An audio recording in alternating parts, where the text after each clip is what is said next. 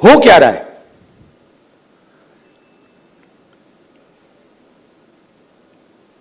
गाड़ी का इंजन होता है ना, उसमें सिलेंडर होते हैं। मोटरसाइकिल में कभी 1 सिलेंडर होता है, 2 सिलेंडर की होती है, ट्रक 8 सिलेंडर की, 10 सिलेंडर की होती है। हिंदुस्तान में मान लो हिंदुस्तान के इंजन में 10 सिलेंडर है, काम सिर्फ 1 सिलेंडर कर रहा है। मतलब 90% लोग बाहर बैठे हुए हैं और देख रहे हैं, और उनकी सिस्टम में कोई भागीदारी नहीं।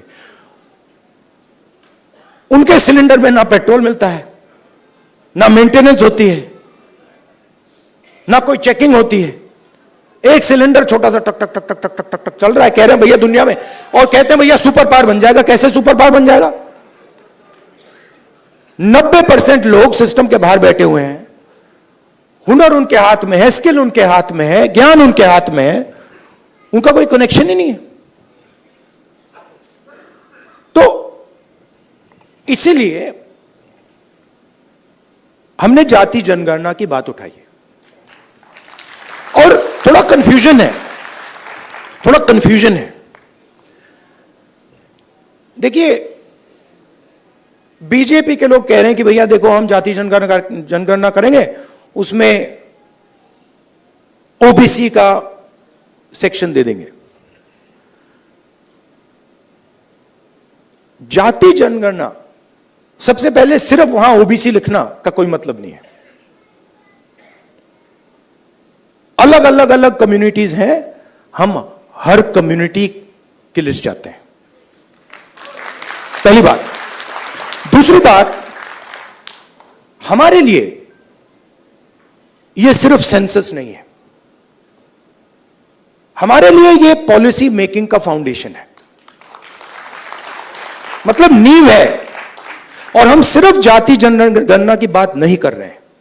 मैं यहां क्लियरली कहना चाहता हूं, जाति जनगणना से सिर्फ आबादी पता लगेगी, वो बहुत जरूरी कदम है,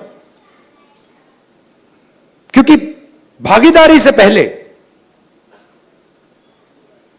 आबादी के बारे में पता होना पड़ेगा, क्योंकि भागीदारी तक हम बिना आबादी के तो पहुंच ही नहीं सकते। मगर आबादी लास्ट कदम नहीं है। आप यह मत सोचिए कि आइडिया यह है कि भैया जाति जनगणना हो गई, उसमें सबकी गिनती हो गई और बात वहां खत्म हो जाएगी। नहीं, यह मेरा विजन नहीं है। यह पहला कदम है। मेरा विजन है कि हिंदुस्तान में धन किस प्रकार से बांटा जा रहा है।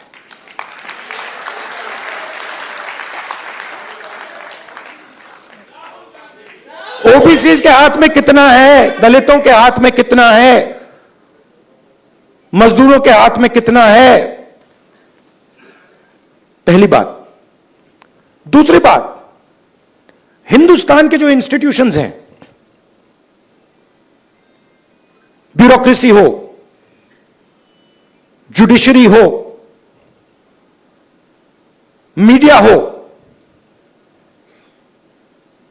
इसमें इन लोगों की कितनी भागीदारी है।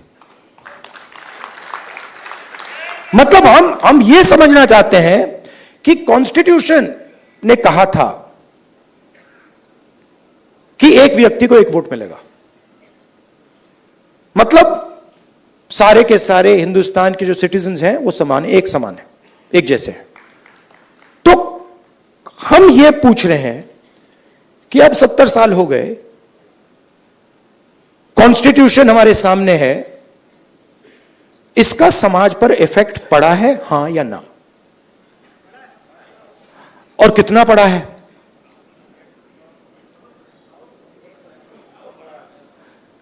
पड़ा है। मगर अगर मैं कॉर्पोरेट इंडिया को देखूं और लिस्ट निकालूं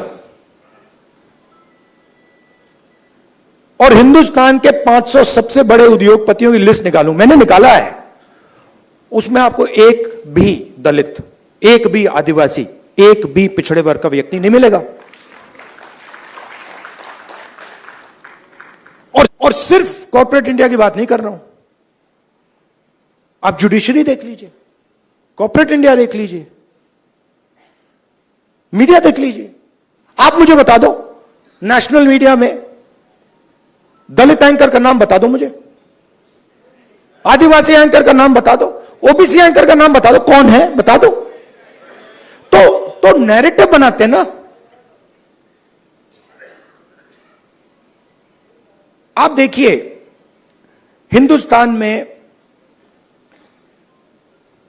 50% आपने कहा कि आधी आबादी ओबीसी है, उसमें आप 15% दलित जोड़ दीजिए, 8% आदिवासी जोड़ दीजिए। माइनॉरिटीज की बात मैंने अभी की भी नहीं, 73 आता है। 73% दलित, आदिवासी, ओबीसी। कॉर्पोरेट इंडिया में 0,